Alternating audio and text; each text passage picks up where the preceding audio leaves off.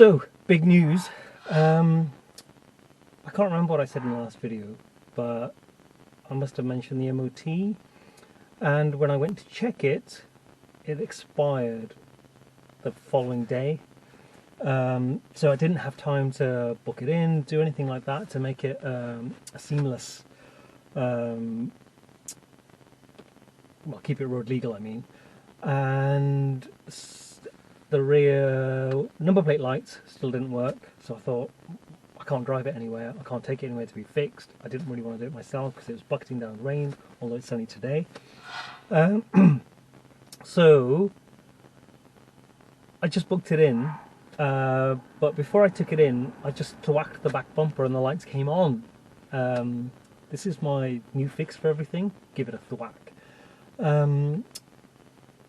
And anyway, I booked it in, I took it into the garage, and it passed! It passed, and it had only 2 advisories, well, 1 times 2. So the front brake pipe looks a bit corroded and it's been covered in grease or some other material.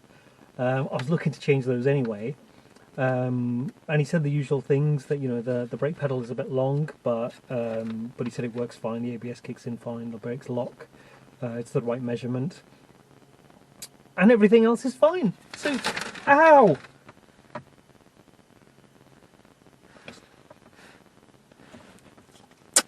was giving myself a paper cut.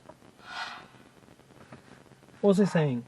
So, I'm really happy, and I can't believe it. I really thought that it would be a massive failure and I would have to consider getting rid of it because I'm broke. So on that note, I've actually resigned from my job because I didn't like how the company had been reorganised. And I don't have another job to go to, nor do I have a CV written of any kind.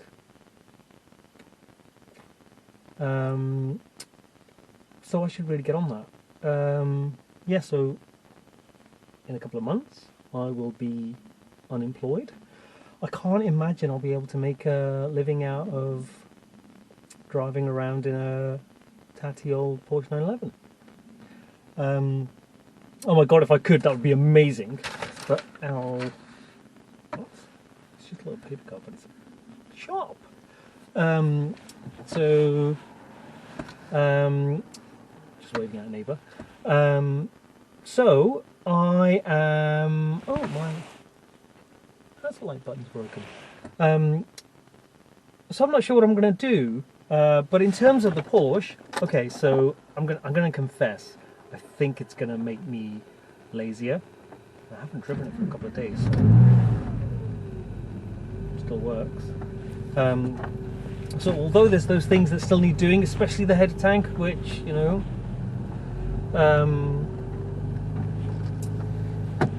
but I just want to be driving it now, and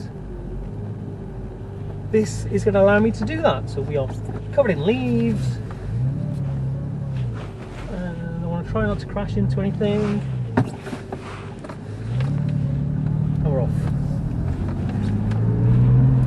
Yeah, so MOT's done. It means I can continue to use it.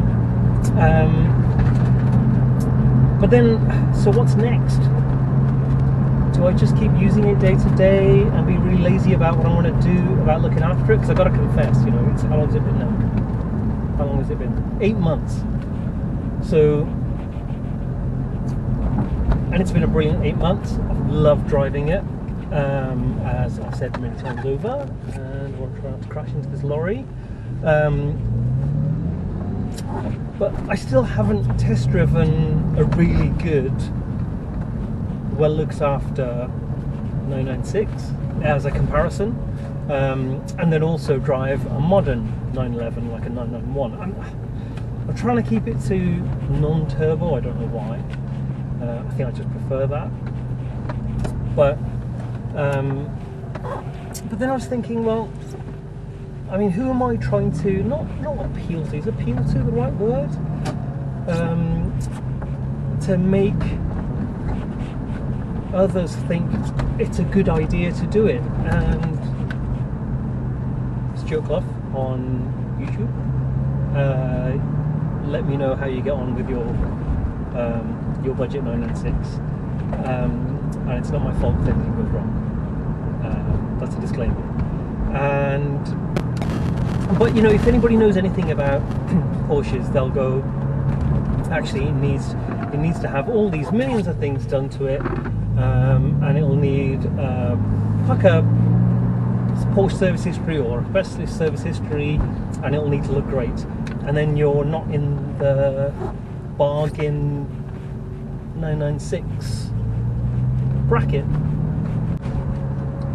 So yeah, if someone's looking for something just a bit more fun to drive, I know a lot of people turn around and say, well actually, why don't I just buy a hot hatch, like you know, one of those insane ones like a Golf R or Audi RS3 or a Ford Focus or a Honda Civic Type R or that Mercedes A, whatever it is. But the thing is, they are primarily made to be practical, and then someone's gone, I need to make it into something sporty and slightly insane. Now, if I think about this car, it was never meant to be anything other than a sports car. So the others, okay, they've got the practicality, reliability, 5 doors, they're made to be comfortable, but they are all either 4-wheel drive or front-wheel drive. I don't know about the Mercedes actually. Is the Mercedes front-wheel drive or 4-wheel drive? I think it is. So, whereas this isn't. Now, I'm not going to go to the track, but if I was that kind of person, I wouldn't want to take one of those. I'd probably want to take this, because, you know, you want to be a bit sideways, but in a controlled way. But just day-to-day driving, just the noise and the feel of it, and I guess for me it's more about the car has a character, get a bit sentimental about it. I was about to say almost, you know, it's like getting into like an old friend or an old pair of slippers, but it's not quite like that. But you know, this 996 is different to every other 996, and I would recognise my 996 and all the quirks of it, and things I have to work around, and whatever the problems it might have kind of add to it. Whereas, you know, if I was a Porsche guy and I went and bought a brand new 911, I drove it for a couple of years, got rid of it, got another one, and it was all done at the local garage, would I be an aficionado of such cars, or would I just be somebody who just buys something new with, I was going to say zero character? It's not zero character, but it's just different. That sounded like brilliant. Different. So I don't know what the answer is, but I do need to go and test drive them. But again, I have to go and find a garage that's going to let me test drive a car without buying it. Oh, I'll just be honest and say I'm not here to buy it. I can't imagine they're going to think I'm there to buy a 991 if I pull up in 1998, 996. But also, what about appealing to those people who just want to get into a car, have great fun, but don't have time to tinker with it? I think this is that type of car. Maybe. So I've done nearly 3,000 miles. That's not a lot in 8 months, because I've been travelling here and there, and you know, I've had to leave it for like 10 days at a time a couple of times. I am 200 miles away from hitting the magic 150,000 miles. There's a load of stuff that needs doing that I'm actually not doing, because it's much more fun to drive, and again, I'm doing it on a budget. So there's lots of stuff that, like exhaust tips and stuff like that I bought. I changed the header tank, the exhaust tips, probably fixed the rear number plate lights because they've stopped working again. The front number plate needs replacing, and the mounting plate needs fitting. Needs new bleed nipples. Those brake pads need doing. great. So why